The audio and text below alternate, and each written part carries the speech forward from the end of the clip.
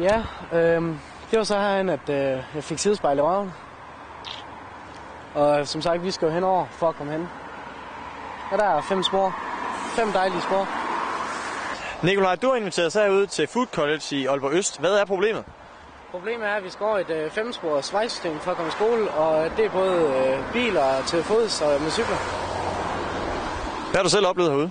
Jamen, jeg oplever at få et sidespejl i numsen, og få et godt blåt mærke og smadret glas. Løber I simpelthen ikke stærkt nok, når I skal løbe over vejen herude? Det er næsten et 100 meter løb for at komme over, så folk de gider ikke løbe. Vi går over, og bilerne kommer for stærkt. Rasmus, du er byrådskandidat for Socialdemokraterne. Hvad siger du til det, du hører? Jamen, jeg synes, det er højst kritisabelt, at man har et vejkryds som det her ved en af de institutioner, der er som uddannet unge mennesker. Det skal være sådan så, at man kan komme i skole uden at risikere liv og lemmer.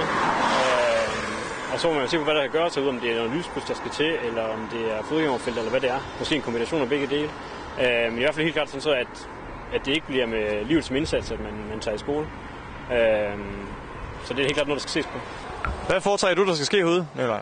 Jeg vil da gerne foreslå, at der kommer et lyskryds. Og hvis ikke der er mulighed for det, så vil vi de mindste bare et fodgængerfelt. Sådan at vi har mulighed for at komme lidt sikkert over vejen. Kommer til at ske noget, Rasmus? Altså, hvis jeg kommer i byrådet, så vil jeg i hvert fald gøre mit yderste for, at der kommer til at ske noget. Der er rigtig mange forskellige vejprioriteringer rundt omkring, men sådan noget her, hvor det drejer sig om unge menneskers liv og lemmer, det er i hvert fald noget, der skal højt på dagsordenen. Ja, så det vil jeg.